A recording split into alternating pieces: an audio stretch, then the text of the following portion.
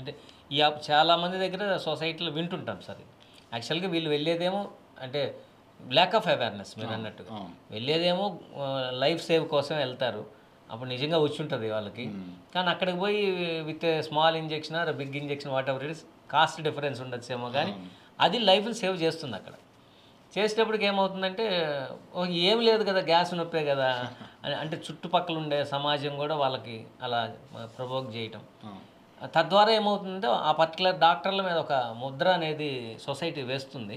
So దీనికి కొంత awareness కలగజేయాల్సిన అవసరం కూడా ఈ పర్టికులర్ హాస్పిటల్స్ కానీ డాక్టర్లు కానీ ఉందేమో అని నా భావన. మీరేమంటారు? తప్పకుండా ఉంది. అందుకనే దీనిలో భాగంగానే ఈ అవేర్‌నెస్ క్యాంప్స్ అనేవి మన ఉపాస్ హాస్పిటల్ తరపున సాధారణంగా చేస్తూనే ఉన్నాము. ప్రతి నెల, ప్రతి వారం ఎవరో ఒకళ్ళం ఏదో ఒక డాక్టర్ ప్రతి పల్లెటూళ్ళకి వెళ్ళటమో, లేదంటే పెద్ద పెద్ద సిటీస్‌కి వెళ్ళటమో, వెళ్ళి ఒక అవగాహన సదస్సులాగా ఏర్పాటు చేస్తున్నాము. వాళ్ళ క్వెషన్స్‌ని ప్రాపర్‌గా ఆన్సర్ చేస్తూ, మా దగ్గర మేము అందించే మిడిల్ క్లాస్ లెవెల్ సేవలు క్లియర్‌గా వాళ్ళకి ఎక్స్‌ప్లెయిన్ చేస్తూ సేవ చేసుకుంటున్నాం. ఓకే డాక్టర్ గారు. ఇందాక మాట్లాడుకున్నాం sir, heart arrest versus heart attack. ఇందాక డిఫరెన్సెస్ చెప్పారు. ఇది హార్ట్ అటాక్ ఎందుకు వస్తుంది, హార్ట్ అరెస్ట్ ఎందుకు వస్తుంది, మళ్ళీ ఒకసారి ప్రేక్షకులకు చెప్తాం. కార్డియాక్ అరెస్ట్, రెండవది హార్ట్ అటాక్. కార్డియాక్ అరెస్ట్ అంటే గుండె ఆగిపోవటం. హార్ట్ అటాక్ అంటే గుండె పోటు రావటం. గుండె పోటు వచ్చిన ప్రతిసారి గుండె ఆగిపోదు, కానీ కార్డియాక్ అరెస్ట్ జరిగినప్పుడు మాత్రం ఖచ్చితంగా గుండె ఆగిపోతుంది. సో ఈ గుండె ఆగిపోవటం అనే కాన్సెప్ట్ ఫస్ట్ మాట్లాడుకుందాం. సో ఎందుకు గుండె ఆగిపోతుంది, కారణాలు ఎందుకు ఆగిపోతుంది? సో ఫస్ట్ థింగ్ ఏంటంటే సాధారణంగా రక్త సరఫరా అనేది ఆగిపోవటం వల్ల గుండె ఆగిపోవచ్చు. సో ఈ రక్త సరఫరా ఆగటం అనేది ప్రధాన రక్తనాళంలో కనుక జరిగినప్పుడు గుండె ఆగిపోయే అవకాశం ఉంటుంది. ఇది కాకుండా గుండె లోపల, గుండె అనేది ఒక మెకానికల్ మెషిన్. అంటే గుండె పని ఏంటి అంటే పంపింగ్. గుండె పంప్ చేస్తూ ఉండాలి. మన ప్రమేయం లేకుండానే గుండె పంప్ చేస్తూ ఉంటుంది. 24 గంటలు మనం నిద్రపోతున్నా, పని చేసుకుంటున్నా గుండె పంప్ చేస్తూ ఉంటుంది.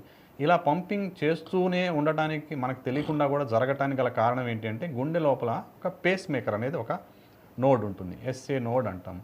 ఈ ఎస్ఏ నోడ్ కానీ, దాని తర్వాత వచ్చే ఏవి నోడ్ కానీ, ఇవన్నీ ఏంటంటే గుండెలో ఒక కరెంట్ యాక్టివిటీని క్రియేట్ చేస్తాయి. ఈ కరెంట్ యాక్టివిటీ క్రియేట్ అవటం వల్ల గుండె అనేది ఒక సాధారణ క్రమంలో పంపింగ్ చేస్తూ ఉంటుంది. సడన్గా ఈ కరెంట్ యాక్టివిటీలో ఏదైనా ప్రాబ్లం వచ్చినా కూడా గుండె సడన్గా ఆగిపోవచ్చు. వీటిని సాధారణంగా మనం ఎరిథ్మియాస్ అంటుంటాం. తర్వాత కారణం ఎలక్ట్రోలైట్ అబ్నార్మాలిటీ. శరీరంలో రకరకాల ఎలక్ట్రోలైట్స్ ఉంటాయి. సోడియం అని, పొటాషియం అని, మెగ్నీషియం అని, కాల్షియం అని. ఇలాంటివి కనుక ప్రాపర్ లెవెల్స్ అంటే ప్రతి దానికి మన బాడీలో ఒక లెవెల్లో మెయింటైన్ అవుతూ ఉండాలి. ఇలా మెయింటైన్ అవ్వని పక్షంలో సడన్గా గుండె కూడా ఆగిపోయే అవకాశం ఉంటుంది. ఇవి కామన్గా చూస్తూ ఉంటాం. Okay sir. అంటే ఈ రెండిట్లో ఏది జరిగినా ప్రాణం పోయే అవకాశం ఎంతవరకు ఉంటుంది? కార్డియాక్ అరెస్ట్ అనేది సేవ్ అయ్యే అవకాశం ఏమన్నా ఉందా? అవును. కార్డియాక్ అరెస్ట్ అనేది యాక్చువల్గా ఏంటంటే సాధ్యమైనంత తొందరగా మనం అడ్రస్ చేయాలి. కార్డియాక్ అరెస్ట్ జరిగింది అనేది ఫస్ట్ మనం గుర్తించగలగాలి. గుర్తించి వెంటనే మనం సిపిఆర్ అనేది స్టార్ట్ చేసి ఎయిర్వే కానీ, బ్రీదింగ్ కానీ, తర్వాత బ్లడ్ సర్క్యులేషన్ మనం రీప్లేస్ చేయటం కానీ, ఇవన్నీ ఏంటంటే సాధ్యమైన తొందరగా చేయగలిగితే పేషెంట్ని మనం బతికించే అవకాశం ఉంటుంది. అదే హార్ట్ అటాక్ వచ్చినప్పుడు, కేవలం హార్ట్ అటాక్ వచ్చినప్పుడు కార్డియాక్ అరెస్ట్ లేకుండా మనకు కొంత టైం ఉంటుంది. ఎందుకంటే హార్ట్ అటాక్ వచ్చినప్పుడు ఓన్లీ ఒక రక్తనాళమో 2 రక్తనాళాలో బ్లాక్ అవుతాయి. అలాంటప్పుడు గుండె పూర్తిగా పనిచేయటం, ఆగిపోవటం అనేది ఉండదు. కేవలం ఒక సైడ్ మాత్రమే గుండెకి పంపింగ్ ఆగిపోతుంది. సో దానికి మనం కొంతవరకు టైం ఉంటుంది. అండ్ దానికి మనం ట్రీట్మెంట్ కూడా ఈ ఇంజెక్షన్ ఇవ్వటం కానీ, లేదంటే వెంటనే క్యాత్ ల్యాబ్కి తీసుకెళ్ళి యాంజియోగ్రామ్ చేసి ఎక్కడైతే బ్లాక్ ఉందో దాన్ని వెంటనే క్లియర్ చేయటం కానీ, ఇలాంటివి మనం చేసినప్పుడు ఈ హార్ట్ అటాక్ అనేది మనం నియంత్రించవచ్చు.